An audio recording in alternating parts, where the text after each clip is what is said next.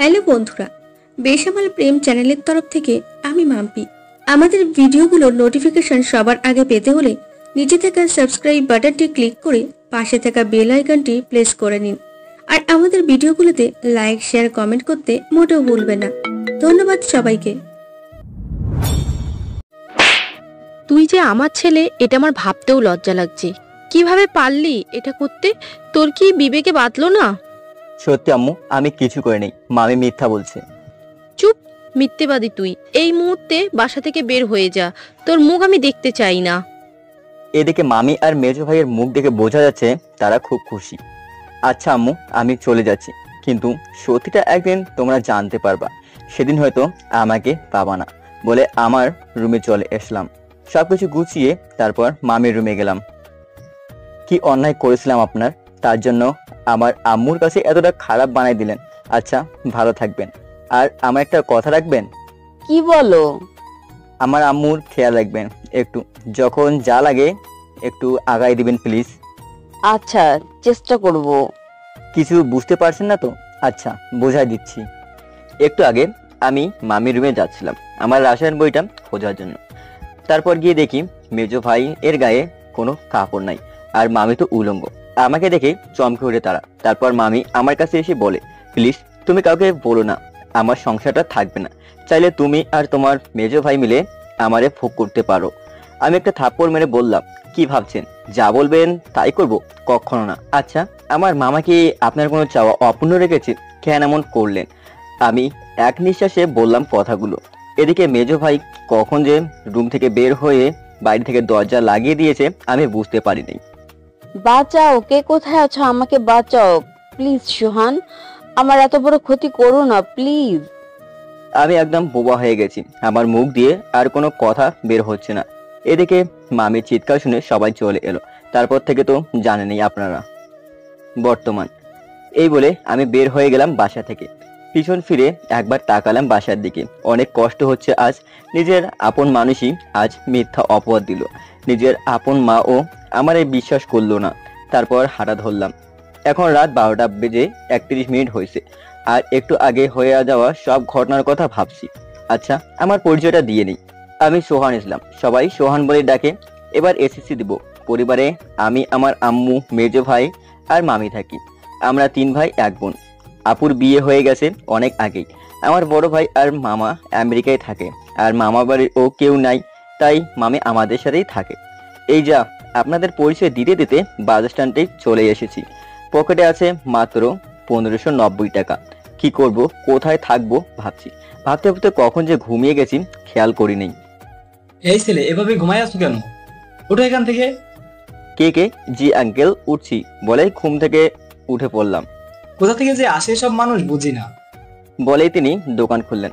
আমি একটা চায়ের দোকানে এসে মুখে পানি নিয়ে 2টা রুটি আর 1 কাপ চা খেলাম। তারপর দোকানদার আঙ্কেলকে বিল দিয়ে চলে আসলাম। ভাবছি চলে যাব এই শহর ছেড়ে, তাই করলাম। একটা টিকিট কেটে নিলাম, উদ্দেশ্য চট্টগ্রাম। তারপর বাসে উঠে পড়লাম। বাস চলছে আপন গতিতে, আর আমি কখন যে ঘুমিয়ে গেছি খেয়াল করি নাই। এই মামা, আর কত ঘুমাবেন? এবার নামেন। হ্যাঁ, আমি কি চট্টগ্রাম এসে গেছি? জি। তারপর আমি বাস থেকে নেমে একটা হোটেলে গেলাম। অনেক ক্ষুধা লেগেছে, সেই সকালে 2টা রুটি আর 1 কাপ চা খাইছি। তারপর হোটেল থেকে খেয়ে বেরিয়ে আসলাম। কাছে আছে মাত্র 955 টাকা। কি করব, কোথায় থাকবো ভাবছি আর হাঁটছি। কে কোথায় আছো? বাঁচাও আমার ছেলেকে প্লিজ। আমাকে মারো, তাও আমার ছেলেকে মেরো না। তো ছেলেকে মারবো? আমি কাছে যেতেই, এই ছেলে কি চায় এখানে? যা এখান থেকে ভাগ। কিছু চাই না আঙ্কেল, শুধু আপনারে আর আপনার চামচা কয়টারে চাই। মানে? কোনো কথা না বলে দিলাম একটা বুকে লাথি। তারপর একে একে সবাইকে ওদের পাওনা বুঝিয়ে দিলাম, কিন্তু লাঠি দিয়ে পিছন থেকে আমার মাথায় মারে কে যেন। তারপর আর কিছু মনে নাই। চোখ খুলে নিজেকে হাসপাতালে আবিষ্কার করলাম। পাশে মায়ের বয়সী একটি আন্টি, একটা ছোট ছেলে। যেই ছেলেটিকে আমি বাঁচিয়েছিলাম, আমি বাঁচাইনি, আল্লাহ বাঁচাইছে। আমি মাত্র ওসিলা। আর একটা মেয়ে বসে আছে। বাবা, তোমার এখন কেমন লাগছে? জি আন্টি, ভালো লাগছে। আমাকে এখানে কে আনলো? আমি তো এখানে ছিলাম না। আমার বাবা এনেছে আপনাকে এখানে। তারপর সব খুলে বলল। সেই মেয়েটি 2 দিন আগের রাতে যা যা হয়েছিল। আমার জন্য এত কষ্ট করতে গেলেন কেন? তারপর একজন অপরিচিত লোক রুমে ঢুকতে ঢুকতে বলল, কিছু বলো তুমি? আমার ছেলে আর আমার জীবন বাঁচাইছো, আর আমার তোমারে বাঁচাবো না?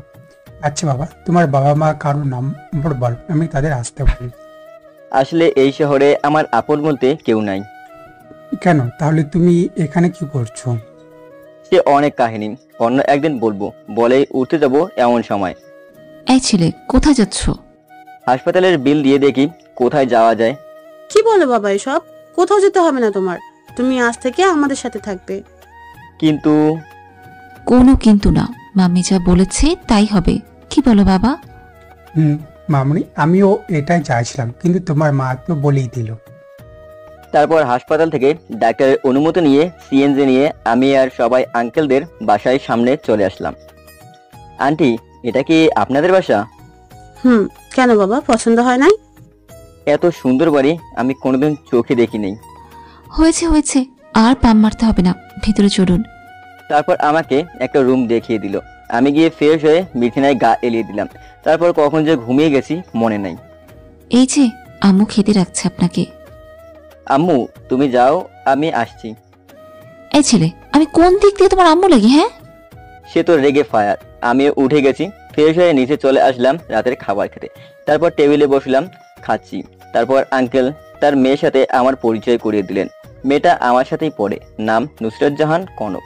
খাওয়া শেষ করে আমি আমার রুমে চলে আসলাম। তারপর শুয়ে আছি, এমন সময় আমার রুমে চলে এলো সবাই।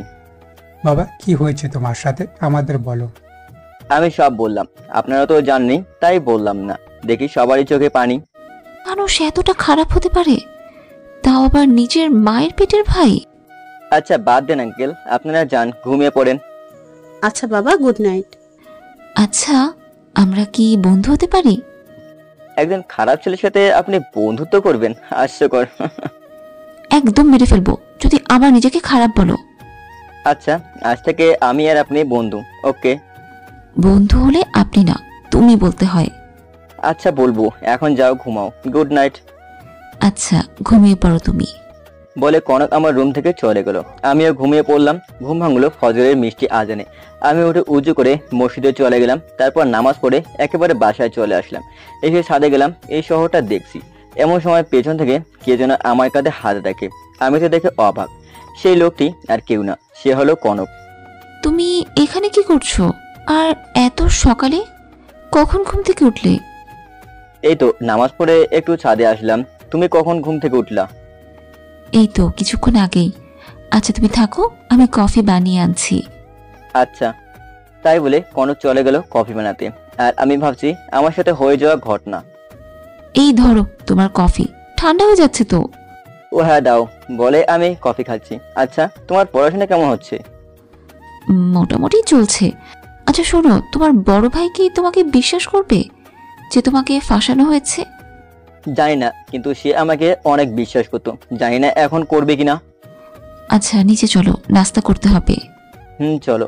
বলেই দুজনে নিচে চলে আসলাম। দেখি আঙ্কেল চা খাচ্ছে আর খবরের কাগজ পড়ছে, আর আন্টি নাস্তা রেডি করছে। বাবা, তোমার নামটাই তো জানা হলো না। জি, আমার নাম সোহান ইসলাম, সবাই সোহান বলে ডাকে।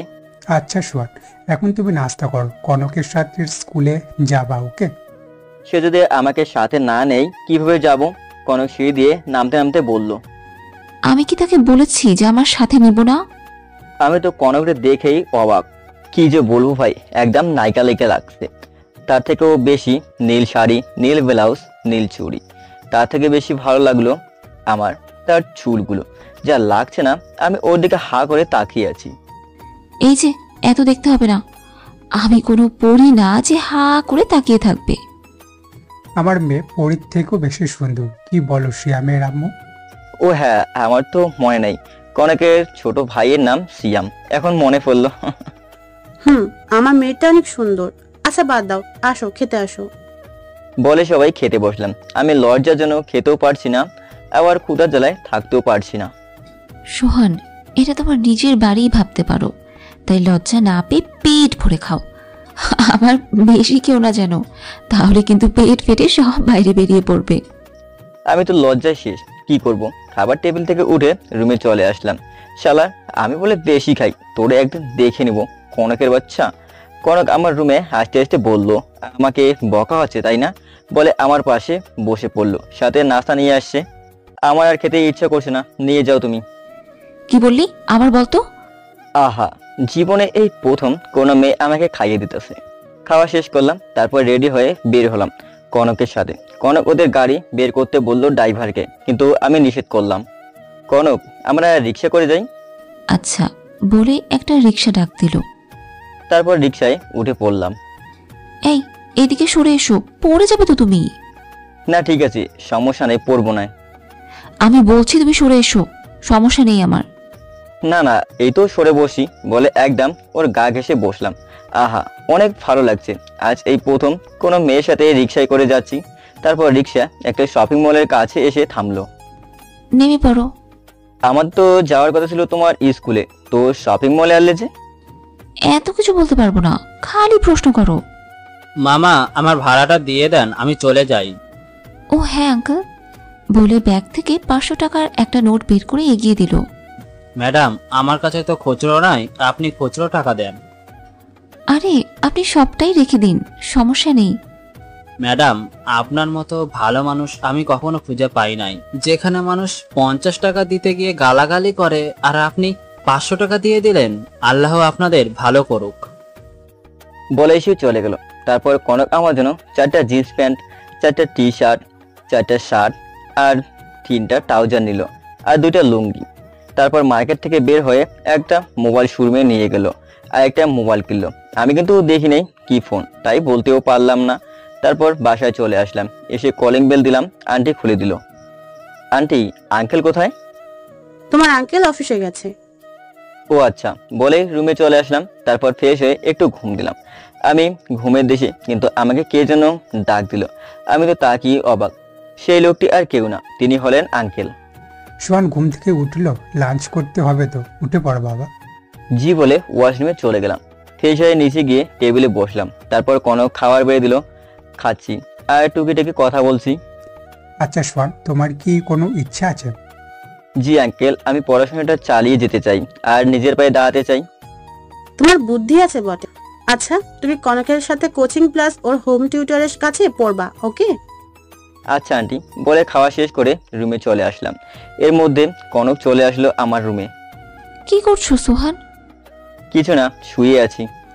তোমার জন্য একটা সারপ্রাইজ আছে, চোখ বন্ধ করো। তারপর আমি চোখ বন্ধ করলাম। এবার চোখ খোলো। আমি চোখ খুলে দেখি একটা ব্যাগ আর একটা স্মার্ট মোবাইল ভিভো Y21। আর ব্যাগ খুলে কালকে কেনা সব কাপড় চোপড় পেলাম। তারপর কনক বলল রেডি হতে, বাহিরে যাবে। আমি রেডি হয়ে রুম থেকে বের হলাম। ওমা, দেখি সবাই আমার দিকে তাকাই আছে। কালো পাঞ্জাবি, কালো জিন্স, কালো জুতা, এক কথায় সবই কালো কালারের। আজ দেখছি ছেলেকে খুব মানান লাগছে। এই ছেলেটা কি আম্মু? আরে সোহানো, সত্যি আজ ওকে অনেক সুন্দর লাগছে, যে কোনো মেয়ে দেখে পাগল হয়ে যাবে। আমি পাগল হলেই হবে। কিছু বলবা কনক? কই কিছু বলিনি তো, চলো। মা, সাবধানে যাবি আর তাড়াতাড়ি চলে আসবি। আন্টির কাছ থেকে বিদায় নিয়ে বের হলাম একটা রিক্সা নিয়ে। তারপর একটা পার্কের সামনে এসে রিক্সা ভাড়া মিটিয়ে একটা বেঞ্চে এসে দুজনে বসলাম। কনক, বাদাম খাবা? আচ্ছা থাকো, আমি নিয়ে আসি, বলে আমি চলে গেলাম বাদাম আনতে। তারপর বাদাম কিনে এনে দেখি কিছু ছেলে ওর কাছে গিয়ে ওরে খারাপ খারাপ প্রস্তাব দিতেছে। কথাগুলো এরকম, মামা এই মালটা তো সেই, আজ সারা রাত খেতে পারবো। ফিগারটা দেখছো, একদম টাটকা, বয়ফ্রেন্ড বানাই দিয়েছে মনে হয়। মামা, মালটা একদম খাসা বলছে আর ওর গায়ে হাত দেওয়ার চেষ্টা করছে। আমার তো মাথায় রক্ত উঠে গেল। আমি ওদের কাছে গিয়ে, ভাই তোমরা কি ওকে একা খাবা? আমারও একটু সুযোগ দাও। কনক আমার আশা দেখে একটু ভয় কম পেলেও আমার কথা শুনে সে সব আশা ছেড়ে দিল। ওই শালা, কে রে তুই? আর এই মাল রে আমরা তিনজনই খাবো, অন্য কাউকে খেতে দিব না। এবার আর আমি রাগ সামলাতে পারলাম না, দিলাম ওর নাকে একটা ঘুষি। সাথে সাথে নাক দিয়ে রক্ত গল গল করে বের হয়ে গেল। অন্য একজনের বুকে দিলাম এক লাথি, সাথে সাথে তিনজনেই দিল এক দৌড়। তারপর কনককে নিয়ে বাসায় চলে আসি। আসার সময় ওর জন্য আর ওর ছোট ভাইয়ের জন্য কিছু ফুচকা আর চকলেট নিয়ে আসি। কনক রুমে কান্না করতে করতে চলে গেল আর আমি ওর পিছু পিছু গেলাম। তারপর কনক এমন একটা কাজ করলো, আমার সত্যি অনেক রাগ হলো। কাজটি হলো, আমি দরজা ধরেছিলাম আর ও ওই দিক থেকে দরজা বন্ধ করে দেয়, যার কারণে আমি হাতে অনেকটাই ব্যথা পাই। এক পর্যায়ে একটু জোরেই চিৎকার করে উঠি, ফলে আন্টি চলে আসে আমার কাছে। এসে দেখে আমি বসে হাতের ব্যথায় ছটফট করছি। বাবা এইমাত্র বাহির থেকে আসলা, আর কি হয়ে গেল? একমাত্র বলে কান্না করতে থাকে। আমি আন্টিরে বলি আমার তেমন কিছু হয় নাই, আগে আপনি কনককে সামলান বলে কনকের দরজায় ধাক্কাতে রাখলাম। কনক দরজা খোল, নাইলে কিন্তু দরজা ভেঙে ফেলবো, প্লিজ দরজা খোল প্লিজ বলে আমি এক পর্যায়ে দরজা ভেঙে ভেতরে প্রবেশ করলাম। আমি দেখে তো অবাক, কনক আত্মহত্যা করতে যাচ্ছিল, কিন্তু সময় বুঝে দরজাটা ভেঙেই ফেলি, যার কারণে ও আর সাহস পায় নাই এই আত্মহত্যা করার। আমি ওর কাছে গিয়ে গালে বসিয়ে দিলাম 2টা চড়, তারপর আমার রুমে নিয়ে গেলাম ওরে।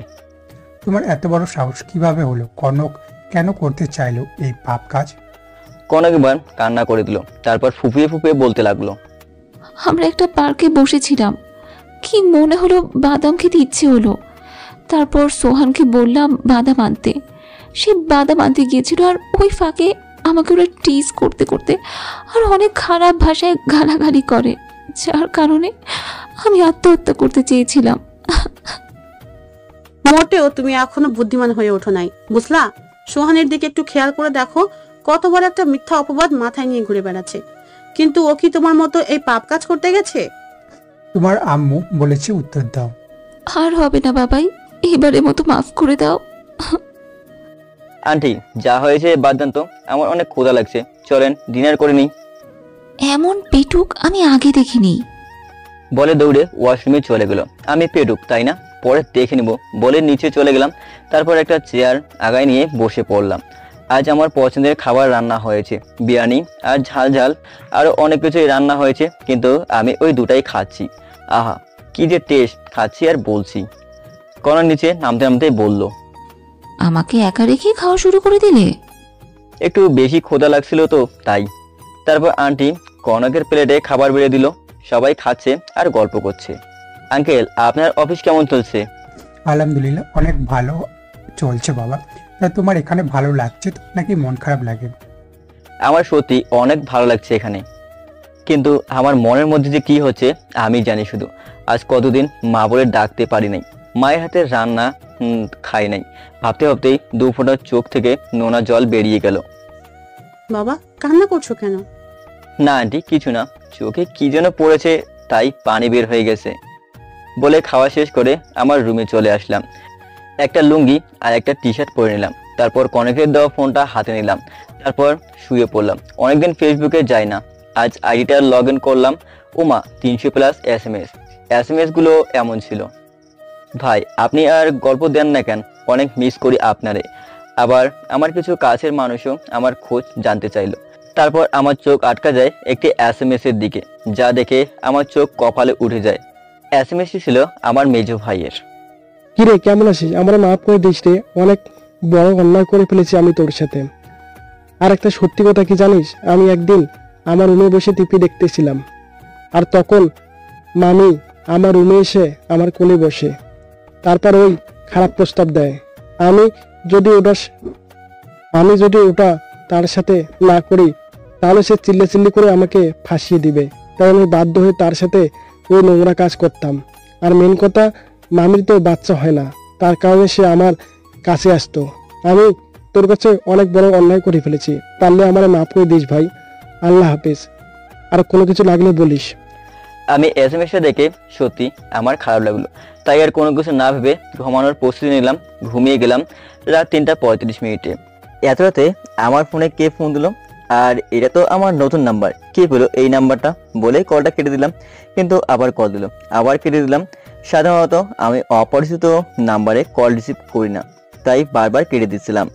আবার কল দিল, কিন্তু এবার রিসিভ করলাম করেই রাগী কণ্ঠে, এই আপনার বিবেক বলতে কিছু নাই? বারবার কল কেটে দিচ্ছি তাও বিরক্ত করতেছেন, হ্যাঁ?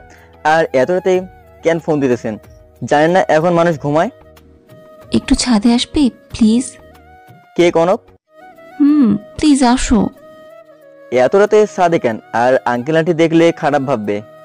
কেউ কিচ্ছু ভাববে না, আসতে বলছি আসো। আচ্ছা আসি বলেই ছাদে চলে গেলাম। কি হয়েছে যে এত রাতে আমাকে ছাদে ডাকলা? সোহান, আমি তোমাকে যেদিন হাসপাতালের বেডে দেখি, আমি সেদিনই তোমাকে ভালোবেসে ফেলি। তোমার ওই বুকে সারা জীবন থাকতে চাই। দেবে কি তোমার ওই বুকে একটু জায়গা? Love you Sohan, love you so much. Do you love me? আমি তো অবাক, মেয়ে বলে কি? কিছু না বলেই ওরে বললাম, আমি কখনো কারোর সাথে বিশ্বাসঘাতকতা করিনি। তোমার বাবা আমাকে এখানে থাকতে দিয়েছে, এমনকি আমার পরিবারের একজন মানে। আমি পারবো না তোমাকে ভালোবাসতে, প্লিজ জোর করো না। আমার কথাটা শুনে কোনো কান্না করতে করতে চলে আসে রুমে। আমিও গিয়ে শুয়ে পড়ি। সকাল 9টা। বাবা উঠে পড়ো, কনকের সাথে নাস্তা করে স্কুলে যাও। আমি উঠে ফ্রেশ হয়ে নিচে চলে আসলাম। তারপর নাস্তা করে ওর সাথে বের হলাম রাস্তায়। আমার সাথে একটা কথাও বললো না। তারপর ওর স্কুলের সামনে এসে রিক্সা ভাড়া মিটিয়ে ভেতরে গেলাম। কনকের আশা থেকে ওর ফ্রেন্ডরা সব এগিয়ে আসে। কিরে, তোর বয়ফ্রেন্ড নাকি? এটা দেখতে তো একদম নায়কের মতো। সত্যি এটা তোর বস? না হলে আমি প্রেম করতাম। ইস, দেখেই প্রেমে পড়ে গেছি। ওই থামবি? ও আমার বয়ফ্রেন্ড কেন হতে যাবে? আমাদের বাসায় কাজ করে ও, তাই বাবা বলল ও আজ থেকে তোমার সাথে পড়তে যাবে, তাই নিয়ে আসলাম। দেখতে তো একটা খ্যাত। আমি কনকের কথা শুনে মনে অনেক কষ্ট পেলাম। চোখ দিয়ে 2 ফোঁটা নোনা জল বেরিয়ে এলো। তুমি প্লিজ কষ্ট পেও না, ও একটু রাগী, আমি ওর হয়ে ক্ষমা চাচ্ছি। আরে সমস্যা নেই, চলো ক্লাসে চলো বলে ক্লাসে চলে গেলাম। তার রুমে ঢুকে সবার ভালো মন্দ খোঁজ নিতে গিয়ে আমার দিকে নজর যায়। এই ছেলে, এইখানে কি করতেছো? বের হয়ে যাও ক্লাস থেকে। স্যার, ওকে বের করবেন না প্লিজ। ও আমার বাসায় কাজ করে আর আমার সাথে পড়াশোনাও করে। ওকে বের করে দিবেন না স্যার। এটা শোনার পর ক্লাসের সবাই হাহা করে হেসে উঠলো আর পাশাপাশি বলতে লাগলো, আজকাল চাকর বাকরও পড়াশোনা করে বলেই হাহা করে হাসতে থাকলো। আমি একটু কষ্ট পেলাম, কিন্তু সমস্যা নেই, আমাকে সামনে এগোতেই হবে, সবাইকে দেখিয়ে দিতে হবে আমিও পারি। তারপর স্যার ক্লাস শুরু করলো। আজ পদার্থ ক্লাস। এবার সবাইকে প্রশ্ন করলো আলোর প্রতিফলন এর ব্যাখ্যা দিতে, কিন্তু সবাই চুপ করে থাকলো। কিন্তু স্যার আমি বলবো কি বলে উঠে দাঁড়ালাম। তারপর সব বুঝিয়ে বললাম। তা দেখে কনক সহ সবাই অবাক। সব থেকে বেশি অবাক স্যার। তুমি তো দেখছি অনেক মেধাবী। আজ থেকে আমি তোমাকে পড়াশোনাতে সকল প্রকার সাহায্য করব। তারপর এক এক করে 6টা ক্লাস করে বাসায় চলে আসলাম। এসে ফ্রেশ হয়ে আমার রুমে গিয়ে ঘুমিয়ে পড়লাম। ঘুম ভাঙলো আঙ্কেলের ডাকে। বাবা কি হয়েছে তোমার? দুপুরেও খাওনি, আবার এখনো ঘুমিয়ে আছো। কনকি কিছু বলেছে তোমাকে? না আঙ্কেল, ও কিছু বলে নাই। বলে ঘুম থেকে উঠে পড়লাম। তারপর ফ্রেশ হয়ে খেতে গেলাম। তেমন খেতে পারলাম না। কষ্ট করে খেয়ে রুমে এসে গল্প লিখছি। অনেকদিন গল্প লিখি নাই। অনেকদিন পর গল্প লিখতে বসলাম। রাত 12টার দিকে পোস্ট করে ঘুমিয়ে গেলাম। সকালে উঠে স্কুল, তারপর কোচিং, এভাবে চলে আমার দিনকাল। দেখতে দেখতে 1 বছর কেটে গেল। এদিকে সোহানের পরিবার। আম্মু, আজ আমি আর মামা বাংলাদেশ আসছি। আমাদের প্লেনটি চট্টগ্রাম বিমানবন্দরে ল্যান্ড করবে। তোমরা আমাদের নিতে এসো, কেমন? আর সোহানের জন্য একটা গিফট আছে, আজ ওকে চুমকে দেব। আচ্ছা এখন রাখি। আপাকে কল করেছিল? সবুজ আর রাব্বি আজ বাসায় আসতে, তাই আমাদের চট্টগ্রাম যেতে বলল। আমাকে সবুজ একবার জানানোর চেষ্টাও করলো না। আচ্ছা বাদ দেন মামি, আমরা কিন্তু চট্টগ্রামের বাসে যাব। ওকে বলে সবাই রেডি হয়ে নিল। তারপর বের হলো চট্টগ্রাম। এবার চলেন আমাদের নায়কের কাছ থেকে ঘুরে আসি। আন্টি, কাল সন্ধ্যায় পুষ্টিয়া চলে যাব। পরশুদিন থেকে পরীক্ষা। কনক আমার কথা শুনে মন খারাপ করে। ও হ্যাঁ, আপনাদের তো বলাই হয়নি, কনক আমার কলিজা। এখন আপনাদের প্রশ্ন, যে কনক আপনাকে কাজের লোক বানাইছিল সে এখন কিভাবে কলিজা হলো, তাই তো? তাহলে চলে যাই আজ থেকে 5 মাস আগের ঘটনাতে। আন্টি, আমি চলে গেলাম স্কুলে বলে বের হয়ে গেলাম। তারপর স্কুলে এসে জেরিনের সাথে কথা বলছিলাম। জেরিন সেই মেয়েটি যে আমাকে দেখেই প্রেমে পড়ে গেছিল। ও বারবার আমার হাত ধরছিল। কনক আড়াল থেকে দেখে ফেলে আর কান্না করতে করতে বাসায় চলে যায়। তারপর 7-8টা ঘুমের ওষুধ খায়, ফলে ঘুমিয়ে পড়ে। রাত 10টার দিকে কনকের রুমে ডাকতে যায় আন্টি। আর দেখতে পায় ও ঘুমিয়ে আছে। পাশের টেবিলে চোখ যায় আর দেখে ও ঘুমের ওষুধ খাইছে। তারপর হাসপাতালে নিয়ে যায় আর ওর চিকিৎসা করা হয়। তারপর আঙ্কেল জানতে চায় কেন এমন করলো। বাবা, আমি সোহানকে অনেক ভালোবাসি, আর আজও আমার বান্ধবীর সাথে গা ঘেঁষে আবার হাতে হাত রেখে কথা বলেছে, তাই আমি সহ্য করতে পারিনি, সেজন্যই এটা করেছি। সোহান, এখানে আসো। জি আঙ্কেল, বলেন। জীবনে আমি আমার মেয়ে কোনো চাও অপূর্ণ রাখিনি, বা আমার মেয়ে কি দেখতে খারাপ কেন ওকে মেনে নাও নাই? প্লিজ আঙ্কেল, এভাবে বলবেন না। আসলে আমি ওকে ভালোবাসি, কিন্তু আমার কি কোনো পরিবার আছে? এখন না আছে টাকা পয়সা, আর মেন কথা হচ্ছে আপনার বাইরে থেকে আপনার সাথে বেইমানি করব না, কখনো না। আজ থেকে আমাদের আম্মু আব্বু বলে ডাকবা, ওকে? আপনারা যা বলবেন। তারপর ওকে বাসায় আনে। ও সুস্থ হয়ে গেল সেদিন রাতে। যান, চলো খেতে চলো, আম্মু ডাকে। আমি কারো জান না, আর আমি খাবো না। আমি টেবিল থেকে এক প্লেট খাবার এনে, এই যে মহারানী, এবার উঠে খেয়ে আমাকে উদ্ধার করেন। তারপর ওকে খাইয়ে দিলাম, আমিও খেয়ে নিলাম। তারপর ঘুমিয়ে গেলাম। রাত 3টায় আমি ওকে ছাদে ডেকে ওর সামনে হাঁটু করে বসে একটা গোলাপ নিয়ে, তুমি কি আমার বাবুর আম্মু হবা? হবে কি আমার রাত জেগে গল্প করার সে? হবা কি আমার সেই মানুষটি যার জন্য এতদিন অপেক্ষা করেছিলাম? Love you Kanak, love you so much, do you love me? Kanak আমার হাত থেকে ফুলটা নিয়ে আমাকে জড়িয়ে ধরে বলল, লাভ ইউ টু সোহান, অনেক অনেক ভালোবাসি এই পাগলটাকে। বলে আমার ঠোঁটের সাথে ঠোঁট মিলিয়ে দিল। 5 মিনিট পর ছেড়ে দিল। আমাকে কি মেরে ফেলার প্ল্যান করেছো? এটা ভালোবাসা। বলে আমার বুকে মুখ লুকালো। তারপর কতক্ষণ যে সেখানে ছিলাম মনে নাই। বর্তমান তুমি আমাকে রেখে চলে যাবা? বলে আমার জড়িয়ে ধরে কেঁদে দিল। আরে পরীক্ষা দিয়ে আবার চলে আসবো তো। তারপর ওকে রুমে নিয়ে গিয়ে দরজা আটকাই দিয়ে, যান একটু কাছে আসো তো, আজ একটু মন ভরে আদর করব। যা দুষ্টু, তোমার পাঠক পাঠিকারা তো সব দেখে ফেলবে। পাগল একটা, লাইটটা অফ করে দাও। তারপর এর ঠোঁট এর সাথে আমার ঠোঁট মিলিয়ে দিই। অনেকক্ষণ পর আমি আমার রুমে এসে ঘুমিয়ে পড়ি। তারপর সকালে ঘুম থেকে উঠে ফ্রেশ হয়ে নাস্তা করে সব গুছিয়ে নিয়ে তারপর সবার কাছ থেকে বিদায় নিয়ে কনকের কাছে যাই। এমন করলে কি হবে বলো তো? আমারও তো তোমার ফ্যামিলির মতো হয়ে উঠতে হবে। আর আমি কিছুদিন পরেই আমার কলিজার কাছে চলে আসবো। বলে একটা কপালে চুমু দিয়ে বললাম, ভালো করে পরীক্ষা দিবা আর সময় মতো খাবার দাবার করবা, ওকে? তুমিও। বলে বের হয়ে গেলাম। তারপর বাস স্ট্যান্ডে চলে এসে একটা টিকিট কাটি। রাত 8টায় বাস ছাড়লো। আমি কানে হেডফোন লাগিয়ে গান শুনছি। এমন সময় আমার চোখ আটকে যায়। ভালো করে দেখি আমার মামা, বড় ভাই, মামি আর সেজু ভাই। বড় ভাই আমাকে দেখে আমার কাছে এগিয়ে এসে যা বলল তা শুনে আমি আকাশ থেকে পড়লাম। তা হলো, কিরে কেমন আছিস? অনেকদিন পর তোরে দেখলাম। আরে তা তুই আমারে আনতে যাস নাই কেন? আমি কিন্তু অনেক কষ্ট পাইছি, আর তুই যার জন্য আমার উপর রাগ করে আমারে আনতে যাস নাই, আমি কিন্তু তোর জন্য সেটা আনছি।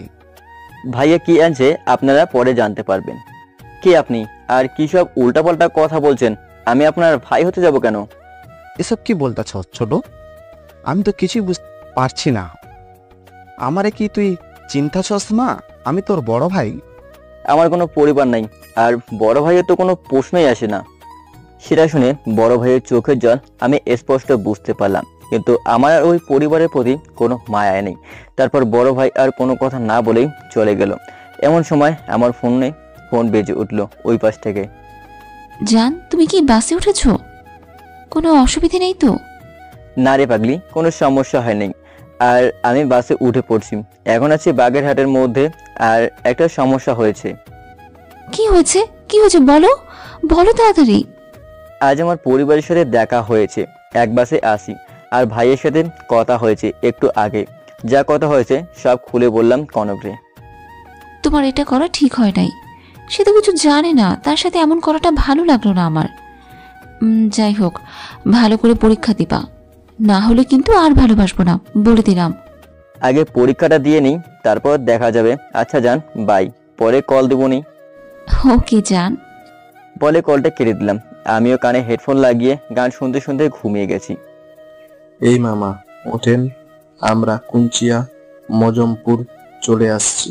আমি তারপর বাস থেকে নেমে একটা রেস্টুরেন্টে গিয়ে নাস্তা করতে বসলাম। এমন সময় দেখি আমার বেস্ট ফ্রেন্ড শিহাব। কিরে তুই সোহান না? নিজের বেস্ট ফ্রেন্ডকেও ভুলে গেলি? টুকটাক কথা বলে চলে আসলাম শিহাবদের বাসায়। আমাকে দেখে শিহাবের আম্মু জড়িয়ে ধরে বলল, বাবা তুই এতদিন কোথায় ছিলি? রাগ করে বাসা থেকে 1 বছর আগে বেরিয়ে গেলে আর আসলি না। কিন্তু তোর পরিবারের কাছে যদি তোর কথা জিজ্ঞাসা করি তারা এড়িয়ে যায় আর বলে ওর কথা আর আমার কাছে বলবি না। আমার আম্মু আর শিহাবের আম্মু বেস্ট ফ্রেন্ড ছিল, তাই আমি শুনে একটু কষ্ট পেলাম, কিন্তু আন্টিকে বুঝতে দিলাম না। আচ্ছা বাবা তুই ফ্রেশ হয়ে নাস্তা করে নে। না আন্টি, আমি নাস্তা করে আসি, তুমি করে নাও বলে রুমে চলে আসলাম। তারপর ফ্রেশ হয়ে একটু ঘুমিয়ে নিলাম, কারণ সারা রাত পড়তে হবে। ও হ্যাঁ, যে জন্য কুষ্টিয়া আসা, আমার কাল এসএসসি পরীক্ষা, তাই পরীক্ষা দিতে আসি। ঘুম ভাঙলো শিহাবের ডাকে। এর মামা উঠে গোসল করে নে, লাঞ্চের সময় হয়ে গেছে তো। বলে ওয়াশরুমে ঢুকলাম। এই আমি গোসল করছি, আপনারা তাকিয়ে আছেন কেন? আমার বুঝি শরম করে না? চোখ বন্ধ করেন পাঠিকারা। আমি কিন্তু অনেক লজ্জা পাচ্ছি। তারপর গোসল করে লাঞ্চ করে এসে পিসিটা অন করলাম। আজ একটু কল অফ ডে খেলবো, আমার প্রিয় গেম। তারপর খেলা শেষ করে বিকালে বাইরে বের হলাম হাঁটতে। অনেকজন এর সাথে কথা বললাম। তারপর দেখি মামি আর মামাকে, তারা আমার কাছেই আসছিল। সোহান, যা হয়েছে হয়েছে, বাদ দাও, আমার সাথে বাসায় চলো। তোমার জন্য তোমার ভাই আইফোন 13 আনছে, কিন্তু তখন তাকে যেই কথাগুলো বলেছো অনেক কষ্ট পাচ্ছে সে। আমার জন্য এটাই ছিল। বাসের মধ্যে বলেছিলাম যে পরে বলবো, সেটা হলো এই গিফটটা। না মামা, আমার কাল থেকে পরীক্ষা, আমি যাবো না একদিন ইনশাল্লাহ বলে চলে আসলাম। মামি আমার সাথে কথা বলার অনেক চেষ্টা করেছে, কিন্তু আমি পাত্তা দেই নাই। বাসায় এসে ফ্রেশ হয়ে হালকা নাস্তা করে পড়তে বসলাম। আমি ওরে বলে দিয়েছিলাম আমাকে ডিনার করতে ডাকবি না। পড়া শেষ করে দেখি 4:21 বাজে। দিলাম কনকরে কল। আপনার অ্যাকাউন্টে পর্যাপ্ত পরিমাণ টাকা নেই, অনুগ্রহ করে রিচার্জ করে আবার চেষ্টা করুন, ধন্যবাদ। ধুর বাল বলে বিকাশে চলে গেলাম। আমার বিকাশে 1090 টাকা রাখা আছে, জমানো টাকা। ওমা, বিকাশে ঢুকে দেখি 40,799 টাকা। এত টাকা কিভাবে আসলো? কেউ ভুল করে দিয়ে দিল না তো? তাই বলে নোটিফিকেশন চেক করে দেখি আঙ্কেলের নাম্বার থেকে টাকা পাঠানো হয়েছে, তাও রাত 3:34-এ। আমি ভাবছি মেসেজ এলে তো নোটিফিকেশন বাজবে, কিন্তু বাজলো না কেন বলে ফোনের দিকে তাকিয়ে দেখি ফোন সাইলেন্ট করা। তারপর বিকাশ থেকে 109 টাকা রিচার্জ করে কনকরে কল দিলাম। এই কে রে এত রাতে কল দিলি? জানিস না এখন মানুষ ঘুমায়? আমার ডায়লগ আমারই দিতাছো? তা তোমার না আজ পরীক্ষা, ঘুমিয়ে আছো কেন? না, একটু আগেই পড়া শেষ করে ঘুমালাম, আর তুমি দিলা কল। আমার তো ঘুমের 12টা বেজে গেল। আচ্ছা ভালো, এখন পড়তে বসো বলেই কল কেটে দিলাম। তারপর ফজরের আজান দিল, আমি নামাজ পড়তে গেলাম। নামাজ পড়ে একটু হাঁটাহাঁটি করে চলে এসে পড়তে বসলাম। তারপর নাস্তা করে শিহাবরে নিয়ে চলে আসলাম পরীক্ষা দিতে। পরীক্ষা আজ অনেক ভালো হয়েছে, 6 সেট প্রশ্ন কমন। শিহাবেরও অনেক ভালো পরীক্ষা হয়েছে। তারপর বাসায় এসে গোসল করে লাশ করে ঘুমায় গেলাম। দেখতে দেখতে আমার পরীক্ষাও শেষ হয়ে গেল। একদিন আমি শিহাবদের সাথে নাস্তা করতেছিলাম, এমন সময় কে যেন কলিং বেল বাজালো, তাই দরজা খুলে দিলাম। আমি দেখি আমার মা আর বড় ভাই এসেছে। তারপর তাদের বসতে বলল আন্টি, শিহাবের আম্মু। আমরা নাস্তা করে আমি আমার রুমে চলে গেলাম। আমি আমার সবকিছু গুছিয়ে নিলাম, আজ চলে যাব চট্টগ্রাম। তারা কথা বলছিল, বান্ধবী আমার ছেলের বিয়ে সামনের সপ্তাহে, তোরে কিন্তু আজই যেতে হবে বলে বিয়ের কার্ড হাতে দিল।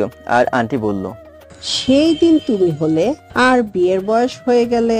তা বাবা তোমার হবু শ্বশুর কেমন আছে? ভাই তো লজ্জায় শেষ, ওখান থেকে বেরিয়ে আসলো। আন্টি আমি চলে যাচ্ছি বলে আন্টির হাতে 15,000 টাকা দিলাম। বাবা এটা কিসের টাকা? এতদিন আপনার বাসায় থাকছি, তাই বাসা ভাড়া আর খাওয়ার খরচা। 2টা চর বসিয়ে দিল আর রাগী গলায় বলল, তোরে আমি আমার সিহাবের মতো মানি, আর তুই কিনা আমার বাসায় 1 মাস থেকে আমারে বাসা ভাড়া দিতেছস? তোর কি টাকা বেশি হয়ে গেছে?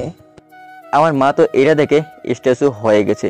আর কোনো কথা না বলে বেরিয়ে আসতে যাব, এমন সময় আন্টি ডাক দিল, আর 10 দিন থাকবি না, আমার থেকে খারাপ আর কেউ হবে না, এই আমি বলে দিলাম। হ্যাঁ। আমি আর না করতে পারলাম না, আমার রুমে চলে গেলাম। তারপর সবকিছু রেখে শুয়ে পড়লাম। 5 দিন পর। মামা রেডি হয় না, আজ বিয়ে খেতে যাব। কত যে সুন্দর সুন্দর মাল দেখতে পারবো। তোর বোনটা না সত্যি অনেক হট, একদম 1 নাম্বার মাল। আমার বোনে তুই মাল বললি? আমি এটা মানতে পারলাম না। এখানে যত মেয়ে আসবে তাদেরও তোর মতো ভাই আছে, তারা কি তাদের বোনকে মাল বলে? দোস্ত আমি বুঝতে পারি নাই, বাদ দে, আর বলবো না কোনোদিন। চল এখন বিয়া খেতে। কার বিয়ে রে, বললি না তো? সেটা পরে জানতে পারবি, আগে তো চল। বলে চলে আসলাম। এসে আমি তো অবাক, কারণ আমি আমার বাসার সামনে, তার মানে আমার বড় ভাইয়ের বিয়ে। শিহাব বলল, কি রে হা করে কি তাকাই দেখিস, চল ভেতরে চল। যখনই ভিতরে ঢুকতে গেলাম তখন মায়ের কথা মনে পড়ে গেল, তাই বললাম, শিহাব তুই যা রে, আমি যাব না এই বাসায়, ইচ্ছে করছে না যেতে। তাইলে আমিও যাব না। ওর অভিমান দেখে আর রাগ করে থাকতে পারলাম না, বললাম বাসায় যাওয়া লাগবে না, চল ভেতরে। বলে আমাদের বাসায় প্রবেশ করলাম। অনেকদিন পর আমাদের বাসায় ঢুকলাম। তারপর সোজা ভাইয়ের রুমে চলে গেলাম। আসসালামু আলাইকুম ভাইয়া, ভেতরে আসবো কি? ওয়ালাইকুম সালাম। আসো। কেমন আছো? অনেক ভালো, তুই? আল্লাহ যেভাবে রাখছে ওইভাবেই আসি। কিন্তু তুই বাসা থেকে চলে গেলি কেন? আম্মু সামান্য একটু মারছিল বলে? এমনি বলে আমার রুমে চলে আসলাম। আমার রুমটা কেমন অগোছালো হয়ে আছে, তাই পরিষ্কার করে ওয়াশরুমে গেছি। এমন সময় কনক ফোন দেয়, আর তখন আমার রুমের পাশ দিয়েই শিহাব যেতেছিল। শিহাব কলটা রিসিভ করে। আসসালামু আলাইকুম, কে বলতেছেন? ওয়ালাইকুম আসসালাম জান, আমাকেই চিনতে পারোনি? আমি কনক, আজ নতুন এই সিমটা লাগালাম। সরি, আমি সোহান না, আমি ওর বন্ধু। সোহান কোথায় গেছে? ওর কিছু হয় নাই তো? মেয়েটা আমার একটু বেশি ভালোবাসে। আমি ওয়াশরুম থেকে বের হয়ে, কে রে ফোন দিছে? যাই না, দেখ তো তোর খোঁজ কোথাছে। হ্যালো, কে বলতেছেন? বেয়াদব, আমি তোর বউ বলছি, আমাকে চিনতে পারিস নাই? তুই খালি একবার আমার কাছে আয়, তারপর দেখ আমি তোর কি করি। আরে আমার বউ দেখি রাগও করতে জানে। আসলে আমি তোমার নাম্বার খেয়াল করি নাই জান, আর এমন হবে না। আবার যদি হয় না তোর খবর খারাপ করে ছাড়বো, এই বলে দিলাম। আমার বউটা এখন কি করে? বসে আছি জান, তুমি কি করো? আমিও বসে আছি। লাঞ্চ করেছো? না, তুমি? আগে গিয়ে খেয়ে নাও, না হলে তোর সাথে কথা নাই বলেই কলটা কেটে দিলাম। এমন সময় আমার রুমে আমাকে ডাকতে আসলো একটা মানুষ, যা দেখে আমি অবাক হয়ে যাই। তিনি হলেন আমার আম্মু। কেমন আছো সোহান? ভালো, আপনি কেমন আছেন?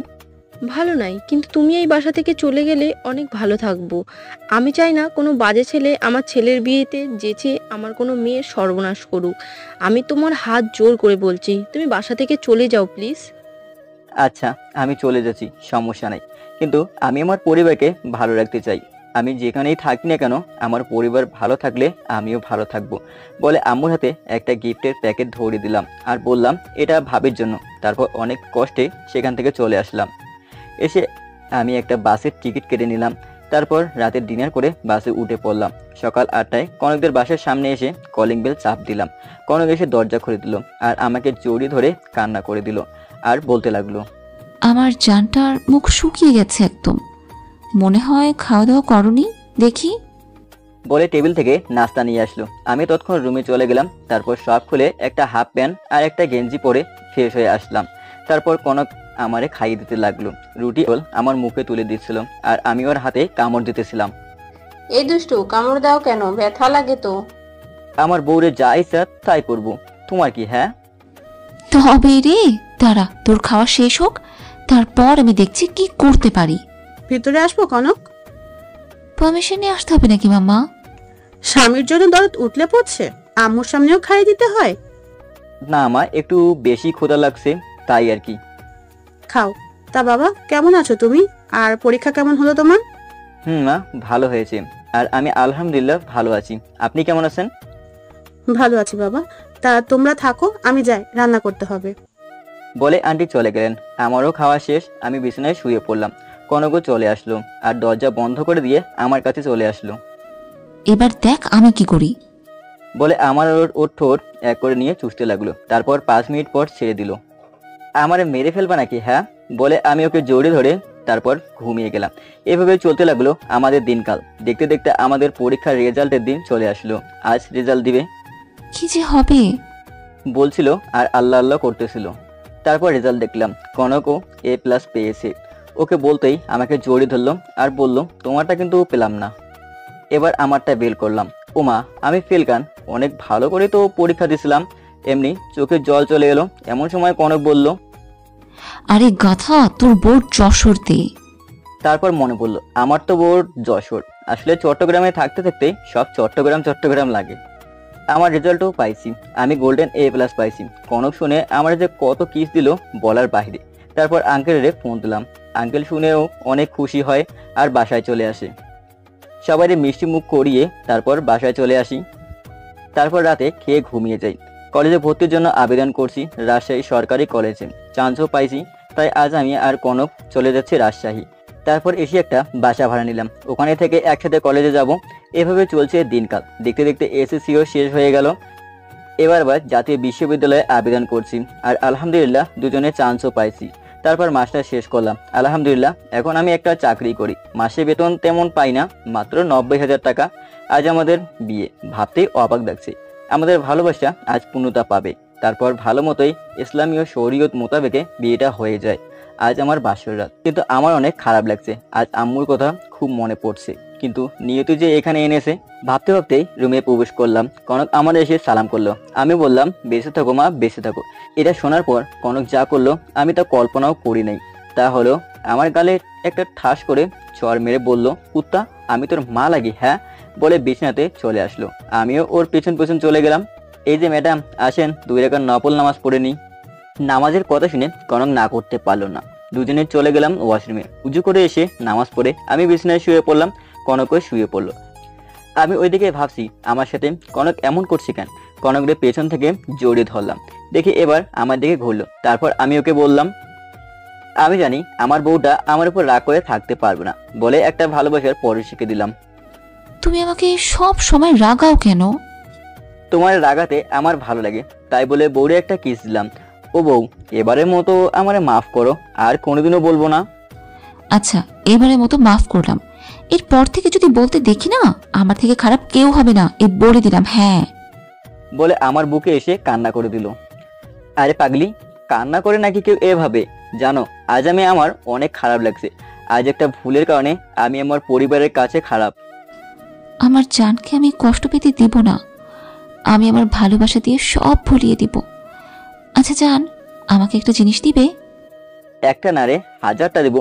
বল কি লাগবে? আমি তোমার বাবুর আম্মু হতে চাই। ও, এই ব্যাপার। আচ্ছা, এটা কাল হবে। আজ ছাদে চলো, বলে ওকে কোলে তুলে নিলাম। তারপর ছাদে চলে আসলাম। এসে ওর কোলে মাথা দিয়ে শুয়ে আছি আমি, আর ও আমার মাথায় হাত বুলিয়ে দিতেছে আর ওর জীবনের সব সুখ দুঃখের কথা বলল। তারপর আমরা ছাদ থেকে রুমে চলে আসি। তারপর ফ্রেশ হয়ে একটা হাফ প্যান্ট আর একটা গেঞ্জি পরি। আর কনক ওয়াশরুম থেকে বের হয়ে আসে, ও একটা গেঞ্জি আর প্লাজো পরেছে। তারপর আর কি T20 খেলা করতে হলো। ও আমার কাছে এসে আমারে জড়িয়ে ধরে আমার সারা শরীরে কিস করতে থাকে। আমিও পাগল হয়ে গেছি। তারপর আমি আর নিজেকে কন্ট্রোল করতে পারলাম না। এই আপনারা জানতো এখন ওরা ওদের কাজ করছে, এসব দেখতে হয় না, ফাফ হয়। তারপর সোহানের ঘুম ভাঙলো কনকের ডাকে। এই জান, উঠে পড়ো, আজান দিচ্ছে তো, গোসল করে নামাজ পড়ে এসো। তারপর আমি গোসল করে নামাজ পড়তে চলে গেলাম। নামাজ পড়ে একটু হাঁটাহাঁটি করে বাসায় চলে আসি। তারপর রুমে গেলাম। কি ব্যাপার, কনক রে দেখছি না কেন, কই গেল? বলে ওরে ডাকতে লাগলাম, এই কনক, কই তুমি? কনক রান্নাঘর থেকে বলল, এই তো রান্নাঘরে। আমি ওর কাছে গেলাম। আমি তো হা হয়ে গেছি। যেই মেয়ে নিজে এ পর্যন্ত হাতে করে খায় না, সে আজ রান্না করে, ভাবতেই অবাক লাগে। কিন্তু ও অনেক ঘেমে আসি। আমি পেছন থেকে যেয়ে ওকে জড়িয়ে ধরে আসি আর ও রান্না করছে। এমন সময় আমার শাশুড়ি চলে আসি। আমি তো লজ্জায় শেষ। আমি দৌড়ে আমার রুমে চলে আসলাম। কনক নাস্তার জন্য ডাকতে আসলে নাস্তা রুমে আনতে বলি। তারপর আমার নাস্তা খাওয়াই দিয়ে কনক নাস্তা খেয়ে নিল। কনক, রেডি হয়ে নাও, আজ আমরা কুষ্টিয়া যাব। তাই নাকি? আচ্ছা। আসলে বিয়ের জন্য 15 দিন ছুটি পাইছি, তাই একটু ঘুরতে যাব। আজ যে কত বছর যাই না। ওই যে মা বলেছিল আমি থাকলে তার ছেলের বিয়েতে সমস্যা হবে, ওই দিনে আসি, আর যাওয়া হয়নি। ওসব ভাবতে ভাবতে চোখ দিয়ে কখন যে পানি পড়া শুরু করে দিছে আমি বুঝতেই পারিনি। আমার সামনে একটুও কান্না করবে না, বলে দিলাম। আর আমি আমার বাপের বাড়ি থাকবো না। ও হ্যাঁ, আপনাদের বলা হয়নি, আমি একটা বাসা বানিয়ে নিয়েছি 3 তলা বিশিষ্ট। একটা বাসা, ওটা কুষ্টিয়াতেই, কিন্তু কনক জানে না। তারপর সব রেডি করে আম্মু আব্বুর থেকে বিদায় নিয়ে চলে আসি। এসে 2টা টিকিট কেটে বাসে উঠে পড়ি। নির্দিষ্ট সময়ে আমরা কুষ্টিয়া পৌঁছে যাই। তারপর আমরা বাসার সামনে চলে আসি। এসে কনকরে বলি, সারপ্রাইজ কনক। ও অবাক, আমারে জড়িয়ে ধরলো। আমি ওকে ছাড়িয়ে রুমে প্রবেশ করি। তারপর আর ফ্রেশ হয়ে ঘুমিয়ে পড়ি। রাতে বাইরে থেকে খাবার এনে খেয়ে ঘুমিয়ে পড়ি। পরের দিন সকালবেলা খবর পাই আমাদের গ্রামের একটা বাসা নাকি নিলামে তুলছে। আমি অনেক কৌতূহলবশত গেলাম, সাথে 80 লাখ টাকাও নিলাম। এসে গ্রামের লোকের সাহায্য নিয়ে এসে দেখি এটা তো আমার মামার বাসা। সবার দাম বলতেছে, কেউ 50 লাখের বেশি বলছে না। আমি গাড়ি থেকে নেমে বললাম 70 লাখ। এটা শুনে সবাই অবাক। আমার পরিবারও এখানে আছে, কিন্তু আমি দামাদামি করে টাকা দিয়ে দিলাম। সবার মুখে শুনতাছি আমার মামি নাকি মামার সকল সম্পত্তি তার নামে লিখে নিচ্ছে। আমার মা আমারে দেখে আমার কাছে দৌড়ে আসলো। এসে আমারে কান্না করতে করতে বলল, আমাকে মাফ করে দিস বাবা, আমি না বুঝে তোকে সেই 10 বছর আগে বাসা থেকে বের করে দিছি। কিন্তু পরে তোর মেজো ভাই সত্যি কথা বলে দেয়। তারপর থেকেই তোকে খোঁজা শুরু করি, কিন্তু কোথাও পাই নাই। চলুন কি হয়েছিল সেদিন, যে আমার মেজো ভাই সব সত্য কথা বলে দিছিল, জেনে আসি। সকালবেলা ভাইয়ের বুকের বাম পাশে বলে ব্যথা করতেছে বলে চিৎকার করে ওঠে, আর বাসার সবাই চলে আসে। এসে দেখতে পাই ভাইয়া অমন পড়ে আছে। এমন সময় ভাইয়া বলে ওঠে, আজ আমি একটা সত্যি কথা বলবো, যদি না বলে আমার মৃত্যু হয় আমি কখনো নিজেকে মাফ করতে পারবো না। বলেই বলতে লাগলো, সেদিন ছোট ওই কাজ করছিল না। সেদিন আমি ছিলাম আর মামিও। ওর বই খুঁজতে ওর রুমে আসে আর আমাদের দেখে ফেলে, যার কোনো মামিও ওকে কুপ্রস্তাব দেয়। কিন্তু ও মামকে একটা চর মারে আর আমি ওই সুযোগের বাইরে থেকে আটকে দিই। তারপর তোমরাই বিচার করলে। বলে চুপ হয়ে পড়লো। কারো কোনো কথা বলা না দেখে ওকে হাসপাতালে আনা হয় আর ওর চিকিৎসা করা হয়। বর্তমান প্লিজ বাবা, আমাকে মাফ করে দে। আমি আর পারছি না বলে আমার পা জড়িয়ে ধরতে যাবে, অমনি আমি তাকে জড়িয়ে ধরে কেটে দিলাম। তারপর বললাম, আমি কারো উপর রেগে নেই মা, সবাই রে মাফ করে দিছি। চল আজ বাসায় চল। আচ্ছা যাচ্ছি। আপনারা হয়তো ভাবছেন আমাকে এত কষ্ট দিল আর আমি মাফ করে দিলাম, কারণ আমাদের প্রিয় নবী আমাদের মাফ করতে শিখিয়েছে, প্রতিশোধ নিতে না, তাই মাফ করে দিলাম। আমি আমার বাসার সামনে ভাবতে অবাক লাগছে। ভেতরে প্রবেশ করতে যাব, এমন সময় আমার কাছে এসে একটা ছোট্ট মেয়ে বলে ওঠে, কে আপনি আর এখানে কি চাই? বয়স হবে মনে হয় 8 বছর। যাই হোক, আম্মু ছিল কাছে, যার কারণে আমি ভেতরে ঢুকে পড়ি। আমি আমার সেই চিরচেনার রুমে চলে যাই। গিয়ে অবাক, আমার রুম অমনি আছে, আর মনে হয় প্রতিদিন আমার রুমে কেউ গুছিয়ে রাখে। যাই হোক, আমি ফ্রেশ হয়ে নিলাম। এর মধ্যেই কনক আমারে অনেকগুলো কল দেয়, রিসিভ করতে পারি নাই কারণ ওয়াশরুমে ছিলাম। এসে আমি ফোন দিলাম। বলো কি হয়েছে? সে কখন থেকে ফোন দিচ্ছি, কিন্তু ফোন তো ধরছই না। কোন মেয়ের সাথে প্রেমালাপ করছো? হ্যাঁ, ও আমিও এখন পুরাতন হয়ে গেছি না, আমাকে তো এখন আর ভালো লাগে না, তাই তো অন্য মেয়ের কাছে যাও। আমি রাগ করে ফোন কেটে দিলাম। কনকই আমাকে ছিল না বলে আম্মু খেতে ডাকলো। বাবা খেতে আয়, তোর জন্য সবাই অপেক্ষা করছে। আমি খাবার টেবিলের সামনে গিয়ে বললাম, আপনারে মাফ করছি বলে যে এই বাড়িতে খেতে হবে তা না। 10 বছর আমার জীবন থেকে কেড়ে নিয়েছেন, পারবেন ফিরে দিতে? সেদিন যদি আমার শ্বশুর আমার তার বাড়িতে জায়গা না দিত, তাহলে আমি আজ এতদূর এগোতে পারতাম না। আমাদের ভুল হয়ে গেছে বাবা, আমরা তোর কাছে মাপ চাচ্ছি। আর এ হলো তোর ভাবি, পরিচিত হয়ে নে। সেদিন কি বলেছেন, তোর মতো চরিত্রহীন আমার ছেলের বিয়েতে গিয়ে আবার কোনো মেয়ের সর্বনাশ করবি, বেরিয়ে যা বাড়ি থেকে। সেদিন বাবার জন্য খুব কষ্ট পেয়েছিলাম, কারণ বাবাই সব থেকে আমাকে বেশি ভালোবাসতো। আর আজ পরিচয় হতে বলছেন? জানি না আজ আমার টাকা দেখে কি আমাকে পরিচয় হতে দিতেছেন? আচ্ছা, আপনি কে আর কি বলছেন এগুলো? আমি তো কিছুই বুঝতে পারছি না। আর আমার স্বামীর তো ছোট কোনো ভাই নেই, তারা তো 2 ভাই। আজ থেকে 10 বছর আগে আমি তাদের সন্তান ভাই ছিলাম, কিন্তু আমাকে মিথ্যা অপবাদ দিয়ে বাসা থেকে বের করে দেয় আমার মামি আর মেজো ভাই। বাসা থেকে বের হয়ে চট্টগ্রাম চলে যাই। ভাগ্যের কি লেখা, ওখানে আমার বউয়ের ছোট ভাই আর তার বাবারে আমি রক্ষা করি ডাকাতদের হাত থেকে। আমিও আঘাত পাই। তারপর তারা তাদের বাড়িতে নিয়ে যায়, আমাকে সকল সুবিধা দেয়। তারপর আমি প্রতিষ্ঠিত হয়ে উঠি। তারপর তার মেয়েকে বিয়ে করি। এখন আমি কুষ্টিয়াতে একটা বাড়িও করছি। আজ কি নাই আমার, ব্যাংক ব্যালেন্স, টাকা পয়সা, গাড়ি বাড়ি সব আছে, কিন্তু আমার অতীতটা যে অনেক ভয়াবহ বলছিলাম আর কান্না করছিলাম। এমন সময় বড় ভাই মেজো ভাইরে হাসপাতাল থেকে নিয়ে আসে। এখন মোটামুটি ভালো মেজো ভাই। আমাকে দেখে এসেই পা ধরে মাপ চাইল। আমি বললাম সেদিন কি অন্যায় করেছিলাম যার কারণে একটা ছোট্ট ছেলেকে মিথ্যা অপবাদ দিয়ে বাসা থেকে বের করে দিয়েছিলেন। বলে আমি চলে আসতে যাবো, এমন সময় ভাইয়ের মেয়ে আমার হাত ধরে বলে, চাচু তুমি কোথায় যাচ্ছ? কোথাও না মা, আমি আমার বাসায় যাচ্ছি, তোমার ছোট আম্মু একা আছে বাসায়, বলে চলে আসলাম। এসে মনে পড়লো আমার পাগড়িটা অনেক কষ্ট পাইছে আজ, তাই তার জন্য ফুচকা, চকলেট, আইসক্রিম আর একতরা গোলাপ ফুল নিয়ে বাসায় গেলাম। দরজা খুলে দিল। আমিও অবাক, ওর চোখ একদম লাল হয়ে আছে, নিশ্চয়ই কান্না করেছে। আমি গিয়ে ফ্রেশ হয়ে খেতে গেলাম। আজ আর কেউ খাইয়ে দিল না। আমি খেয়ে রুমে গিয়ে দেখি কনের জন্য কার সাথে কথা বলছে। আমাকে দেখে কেটে দিল। আমি কিন্তু সন্দেহ করিনি। যদি কাউকে ভালোবাসেন তাহলে তাকে বিশ্বাস করুন, কিন্তু যদি সে তার মর্যাদা দিতে না পারে একদিন তারও শাস্তি হবে। আমি কনেকে যেগুলো আনছিলাম সব দিলাম, গোলাপটা বাদে। ও বলল, এইসব আমার লাগবে না, যে মেয়ের কাছে ছিলি তার কাছেই যা। আমি কে? হ্যাঁ তোর, আমি তো এখন পুরনো হয়ে গেছি না, আমাকে তো এখন আর ভালো লাগে না। আমি ওকে পেছন থেকে জড়িয়ে ধরে বললাম, কে বলেছে আমার বউ পুরাতন? সে সব সময় আমার কাছে নতুন। তাহলে এই মেয়ের সাথে গেলি কেন? আমার কি কোনো কিছু কম আছে? এবার ওর গালে একটা ঠাস করে চড় মেরে দিলাম। বারবার খালি মেয়ের কথা বলতেছো। ওই তুমি কি দেখেছো? আর আমি আজ আমার বাড়ি গেছিলাম, যা যা হয়েছে সব বললাম। আমার ভুল হয়ে গেছে জান, আমি বুঝতে পারিনি। আমি ওকে বুকে টেনে নিয়ে বললাম, আরে পাগলি, তোমার জায়গা আমার পায়ে না, আমার বুকে। তারপর শুয়ে পড়লাম। অপেক্ষা করছি কখন রাত 12টা বাজে। আমি এরও সামনাসামনি শুয়ে আছি। আমি ওর গালে হাত বুলিয়ে দিয়ে বললাম, অনেক জোরে লেগেছে তাই না জান? তোমার সাথে কথা নেই, আর আমার কাছেও আসবে না বলে দিলাম। তাইলে কার কাছে যাব? আমার বউ ছাড়া আমার যে কেউ নাই। পাম মারতে হবে না, আমার কাছে আসবে না কিন্তু। কে শুনে কার কথা? আমি ও ঠোঁট আমার ঠোঁটের সাথে করে নিলাম। 10 মিনিট পর ছেড়ে দিলাম। কনক হাঁপাচ্ছে, আমিও। তারপর কনকের কোলে নিয়ে ছাদে নিয়ে গেলাম। কনকের কোলে মাথা দিয়ে শুয়ে আছি, আর ও আমার মাথায় হাত বুলিয়ে দিতে আছে। খুব ভালো লাগছিল। আমি এবার উঠে পড়লাম। কি হলো তোমার, হঠাৎ করে উঠে পড়েছে? আমি দৌড়ে রুমে চলে আসলাম আর ফুলটা নিয়ে আবার ছাদে চলে আসলাম। এসে ওরে দিলাম ফুলগুলো।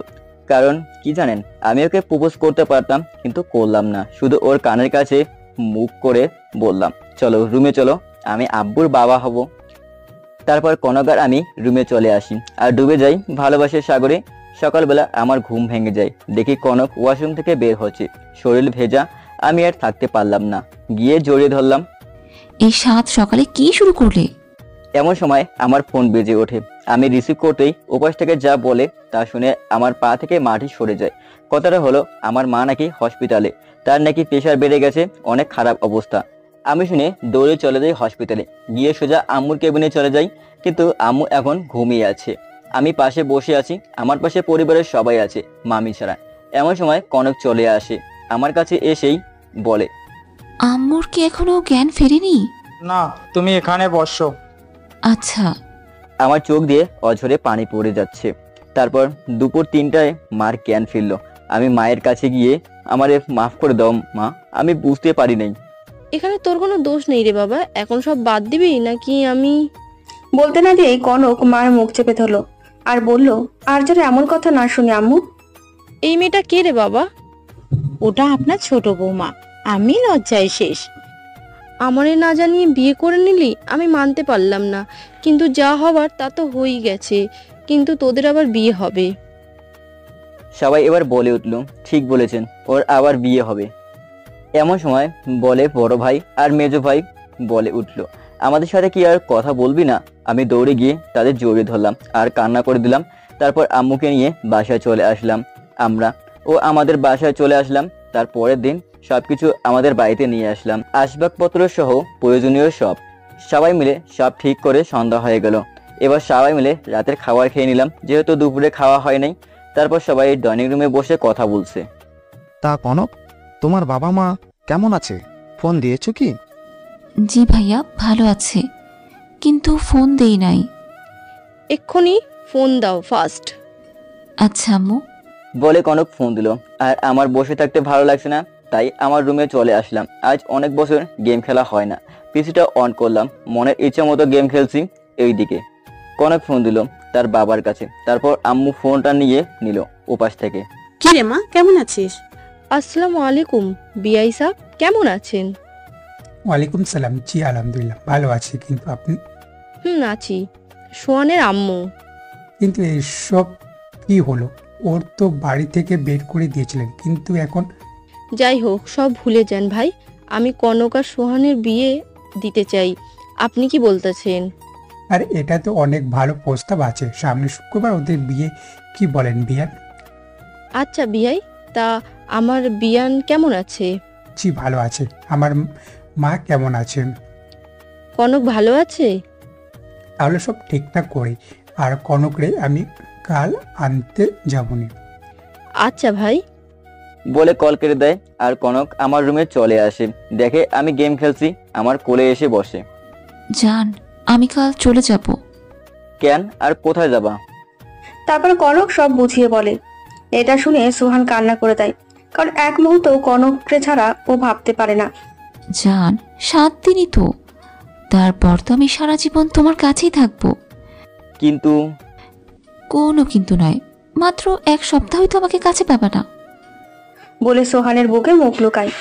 সোহান কনকরে কল করে বিছানায় নিয়ে যায় আর ইচ্ছা মতো কিস করতে থাকে। কনকের নিঃশ্বাস গরম হয়ে যায়। তারপর সোহান কনকের কাপড় খুলে ফেললো। কনকের নাভি আজ খুব আকর্ষণীয় লাগছে। ইচ্ছে মতো কিস করে সোহান তারপর যা হবার তাই হয়। তারপর দুজনকে জড়িয়ে ধরে ঘুমিয়ে যায়। সকালে সোহানের ঘুম ভাঙলো কনকের ডাকে। তারপর সোহান গোসল করে নামাজ পড়ে বাইরে হাঁটাহাঁটি করে চলে আসে। তারপর নাস্তা করে ঘুমিয়ে পড়ে। ঘুম ভাঙলো ভাবির ডাকে। এই যে সাহেব, উঠো, কিছু কথা আছে তোমার সাথে। আমি উঠে পড়লাম। ভাবি, আপনি আমার রুমে? আমি। আচ্ছা, মামির কি হয়েছিল যে মামার সব সম্পত্তি মামি নিজের নামে লিখে নিল?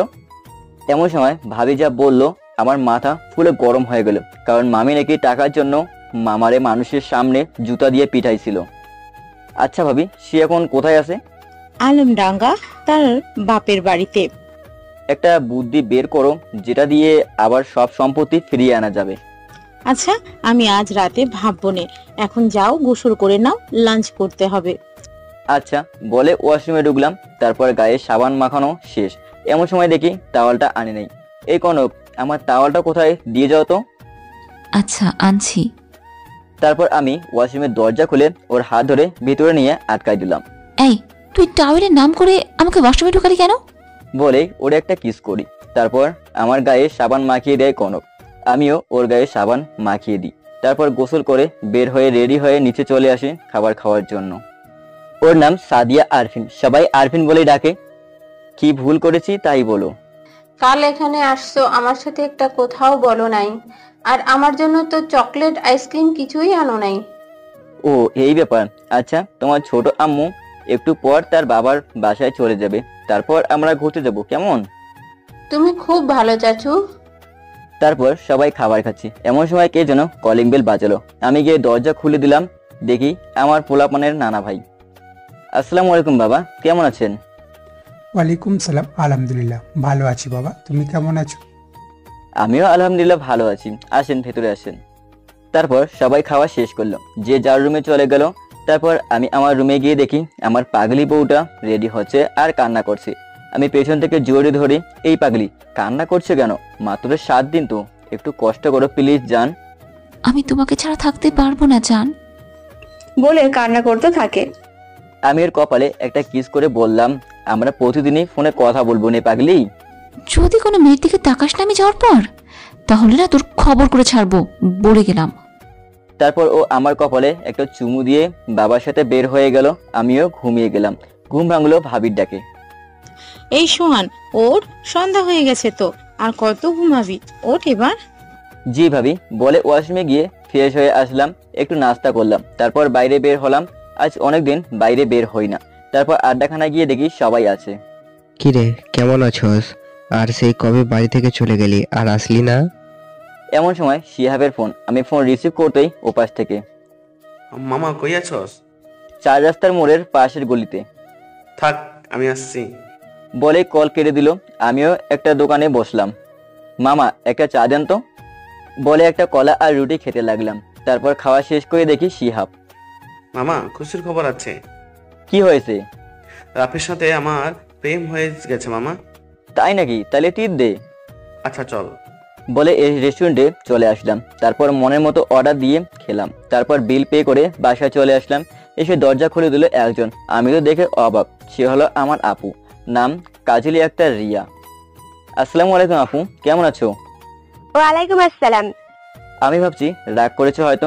তারপর আমার রুমে গিয়ে ফ্রেশ হয়ে ঘুমানোর প্রস্তুতি নিলাম। কখন যে ঘুমিয়ে গেছি খেয়াল করিনি। এদিকে কনক আর তার বাবা একটা রিক্সা করে বাস স্ট্যান্ডে আসছিল। এমন রিক্সায় উঠেছে সে চালাতেই পারছে না। এটা দেখে সামাদ সাহেবের একটু রাগ হলো আর বলল, রিক্সা চালাতে পারো না তো চালাতে যাও কেন? স্যার, আমার যে চালাতেই হবে, নাই খাবো কি? কনক একটু অবাক হলো আর সন্দেহ করলো। আচ্ছা, আপনার পরিবারে কে কে আছে? ম্যাম, আমার এই দুনিয়ায় আপন বলতে কেউ নাই। ছোটবেলা থেকে বাপ মাকে দেখি নাই। ছেলেটার কথা বলার স্টাইল দেখে সামাদ সাহেব বলে, আচ্ছা তোমার কেউ নেই? আমার একটা দাদু ছিল, কিন্তু সে আমাকে ছেড়ে চলে গেছে আর 7 দিন। আর তার পেশায় এখন আমি আছি। আমার দাদু নাকি আমারে মজমপুরে পায়। তারপর থেকেই তার কাছে থাকতাম, কিন্তু আজ সেও নাই। বলে ছেলেটা কান্না করে দিল। এতক্ষণে তারা বাস স্ট্যান্ডে চলে এসেছে। ভাড়া দিতে যাবে এমন সময় সামাদ সাহেবের চোখ আটকে যায় নাইমের গলার নিচে। এটা কিসের দাগ তোমার গলার নিচে? জি স্যার, ওটা আমার জন্ম দাগ। কেন? একটা জন্মের দাগ। অমনি নাইম রে জড়িয়ে ধরে চিৎকার করে বলতে থাকে, বাবা তুমি কোথায় ছিলে এতদিন? তোমায় আমি অনেক খুঁজেছি কিন্তু পাইনি, আমারে মাফ করে দিস। কনক আর নাইম তো দেখে অবাক, কি হচ্ছে এগুলো? বাবা, তোমার একটা ছেলে নাই? তাহলে ইনি কে?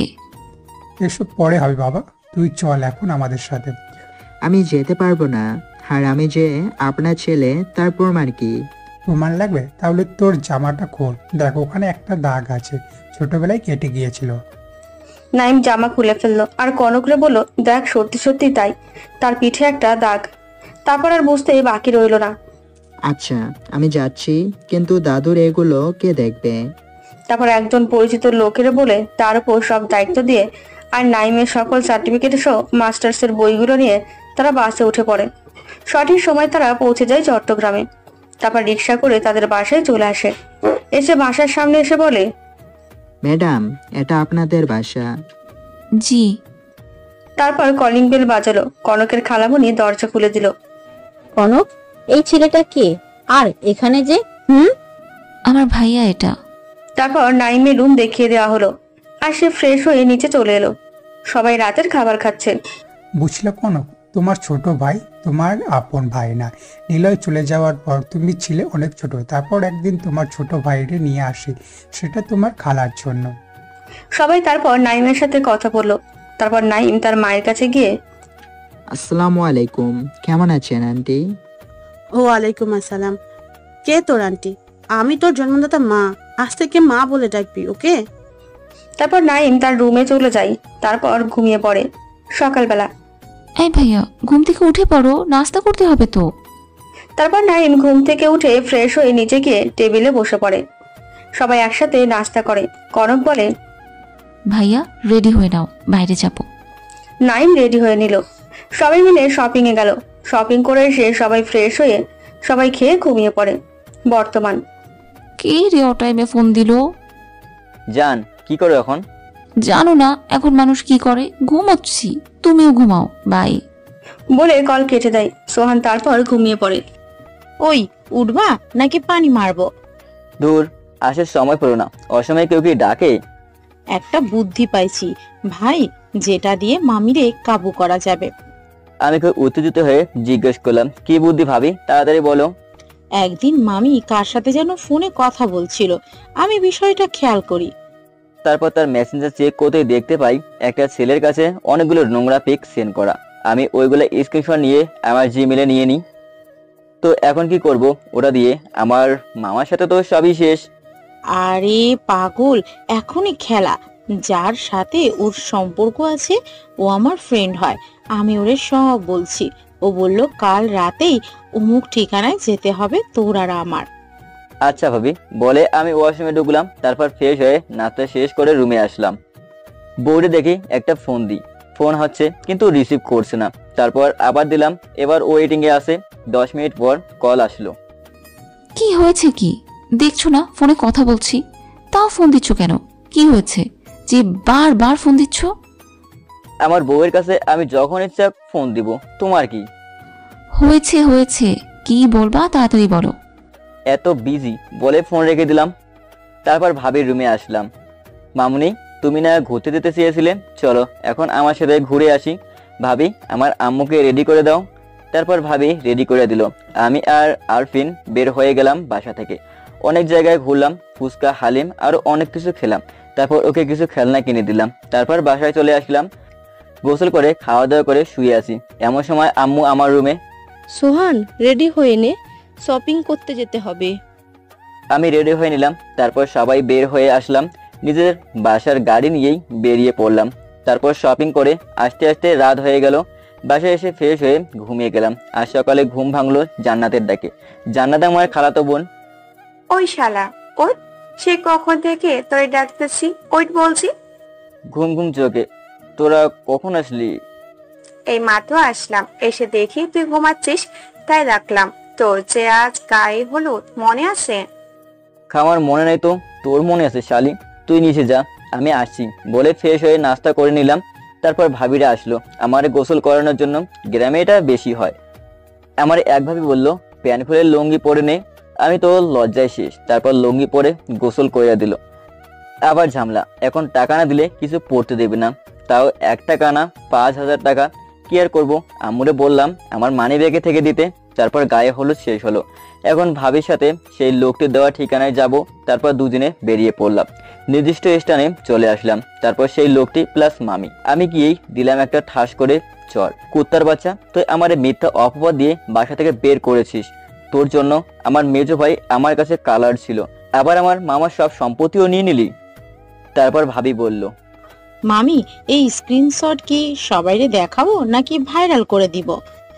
ওটা দেখে আমার মামি মাথায় হাত দিয়ে বসে পড়লো, কারণ ওখানে তার এমন ছবি রয়েছে যে কেউ বুঝতে পারবে। তারপর মামি বলল, কি চাও আমার কাছে? আমি তাই দিব, কিন্তু আমার পিক ভাইরাল করো না। এখানে একটা সই করে দেন তাহলেই হবে। ভাবে আগে থেকে সব কাগজ গুছিয়ে রাখছিল, তাই শুধু মামির সই হলেই হলো। তারপর সে সই করে দিল। তাইলে চলো বাসায় যাই। কিসের বাসা? আর আমি কি তোকে বিয়ে করব? তোরে তো এতদিন ভোগ করছি, তাই বলে বিয়ে? কেন? আমার না মিথ্যা অপবাদ দিছিলা, আমার মামার সম্পত্তি নিয়ে নিছিলা। এখন কি আর কিছু আছে তোমার? নাই। আল্লাহ যা করে ভালোর জন্যই করে। আল্লাহ হাফেজ বলে ভাবিরে আর তার বন্ধুদের সাথে করে গাড়িতে উঠে পড়লাম। জানি না কতক্ষণ মামি ওখানে দাঁড়িয়েছিল। আল্লাহ মানুষকে ছাড় দেন কিন্তু ছেড়ে দেন না, একদিন না একদিন সেটার শাস্তি দেয়নি। তারপর আমরা মনের আনন্দে বাসায় চলে আসলাম। এসে দেখি মামা আমাদের বাসায়। তারপর আমি এসে আমার রুমে চলে আসলাম। তারপর মামারে বললাম, মামা কাল রাত 11টায় তোমার জন্য সারপ্রাইজ আছে। আচ্ছা ওয়েট করবো ইনশাআল্লাহ। তারপর সবাই খাওয়া শেষ করে ঘুমিয়ে পড়লাম। সকালে উঠে দেখি 8টা বাজে। ওয়াশরুমে গিয়ে ফ্রেশ হয়ে নিলাম। তারপর নাস্তা করতে বসলাম। সবাই খাচ্ছি আর টুকিটাকি কথা বলছি। নাস্তা শেষ করে আমার রুমে চলে আসলাম। আজ আমার বিয়ে, মনের মধ্যে কেমন করছে, এক অন্য অনুভূতি হচ্ছে। এমন সময় ভাবি আসলো। কিরে গোসল করবি কখন? তাড়াতাড়ি গোসল করে রেডি হয়ে নে। আমি গোসল করে রেডি হয়ে নিলাম। তারপর বাড়ি থেকে বের হলাম। সঠিক সময়ে কনকদের বাসায় পৌঁছে গেলাম। আমারে আর কনকরে একসাথে বসায় ডাকা হয়েছে, কিন্তু সে কোনো কথা বললো না। এমন সময় কাজী চলে আসলো। তারপর আমাদের বসানো হলো। কাজী সব ঠিকঠাক করলো। তারপর কনকরে বলল, মা তুমি কি এই বিয়ে কবুল করছো? তাহলে 3 বার কবুল বলো। কবুল কবুল কবুল। আলহামদুলিল্লাহ। তা বাবা তুমি কি তাকে গ্রহণ করেছো? জি। কবুল বলো 3 বার। কবুল কবুল কবুল। তারপর মোনাজাত করে এবার খাওয়ার পালা। আমাদের একটা স্টেজে বসানো হলো। আমার পাশে আমার মামা, বড় ভাই, মেজো ভাই, শিহাব আর সুমন বসলো। একটা প্লেটে অনেক খাবার সাজানো। একটু খেয়াল করলাম এটা কিসের মাথা। শিহাব বলল খাসির। আমার তো এবার রাগ হয়ে গেল। আমি বললাম, তুমি জানো না আমি খাসি খাই না? তারপরও কেন নিলা? তারপর আমার একটা আলাদা প্লেটে দেওয়া হয়। তারপর খাওয়া শেষ করে এবার বিদায়ের পালা। সোহান, তুমি আমার মেয়েটাকে কষ্ট দিও না প্লিজ। বাবা, আপনি কোনো চিন্তা করবেন না বলে বের হয়ে পড়লাম। এই সেমরি, আমার লোকে তোর কি হয়েছে রে? কথা বলছিস না যে? কি হবে, এমনি কথা বলছি না, তাতে তোমার কি? আমি কে তোমার, হ্যাঁ, যে তোমার সাথে কথা বলবো? তুমি আমার বিয়ে করা বউ, বুঝছো? বলে কিছু বললাম না। কনক ও আর কোনো কথা বললো না। আমাদের বাসায় চলে আসলাম। আস্তে আস্তে রাত 8টা বেজে গেল। তারপর সবাই আমাদের জন্য অনেক দোয়া করলো। কনক রে আমার রুমে নিয়ে গেল আর আমি গেলাম ভাবির রুমে। ভাবি, মামারে আজ 11টায় ছাদে ডেকে নিয়ে যাবা, আমি ওখানে থাকবো বলে আমার রুমে ঢুকতে যাব। এমন সময় জান্নাত বলে ওঠে, এত সহজে তো ঢুকতে দেব না, আগে 10,000 বের কর তারপর। বোন প্লিজ, আমার কাছে 7,000 টাকা আছে, তুই এটাই রাখ বলে ওর হাতে টাকাটা দিয়ে রুমে গিয়ে ওয়াশরুমে ঢুকে সব খুলে একটা প্যান্ট আর গেঞ্জি পরলাম। তারপর সকল দলিল নিয়ে ছাদে চলে গেলাম। কোনো একটা কথাও বললো না আমার সাথে। আমি ছাদে এসে একটা সিগারেট ধরিয়ে টানতে লাগলাম। তারপর দেখি 11:59 বাজে। আমি ফেলে দিলাম সিগারেট। তারপর ভাবি আর মামা আসলো। কি সারপ্রাইজ রে, যার জন্য এখানে আনলি? চোখ বন্ধ করো। তারপর মামা চোখ বন্ধ করলো। আমি তার হাতে সবকিছু ধরিয়ে দিলাম। তারপর চোখ খুলতে বললাম। সে তো দেখে অবাক, আমারে খুশিতে জড়িয়ে ধরলো। আমি একা নই, ওই মানুষটাও সাথে আছে, ভাবিকে দেখিয়ে দিয়ে। তারপর মামা ভাবিকে ধন্যবাদ দিয়ে নিচে চলে আসলাম। আমাদের সাথে কেন আসছিস? যা তোর বউয়ের কাছে যা। তারপর আমি আমার রুমে চলে আসলাম। দেখি সবাই গল্প করছে, আমার দেখে চলে গেল। শিহাব কানে কানে বলে গেল বিড়ালটা মারাই চাই। তারপর কনক আমারে সালাম করলো। তারপর 2 রাকাত নামাজ পড়ে আল্লাহর কাছে দোয়া চাইলাম। তারপর খাটে গিয়ে বসলাম। আচ্ছা, আমার সাথে কথা বলছো না কেন কনক? আমি কি দোষ করেছি? অনেক দোষ করেছো, আমাকে 7 দিন টাইম দাওনি। আমি ক্ষমা চাচ্ছি বউ, আর হবে না। তার জন্য সাজা পেতে হবে। আমি বললাম, বলো কি করতে হবে? আমাকে কোলে নিয়ে ছাদে চলো। তারপর ওরে ছাদে এনে ওর কোলে মাথা রেখে গল্প করলাম অনেকক্ষণ। তারপর রুমে চলে আসলাম। আচ্ছা কনক, বন্ধু বললো বিড়াল মারার কথা, কিন্তু কিভাবে মারবো একটু যদি বলতা। ওরে শয়তান, আমি শিখিয়ে দিচ্ছি বলে ওর কাছে চলে গেল। তারপর বাকিটা ইতিহাস।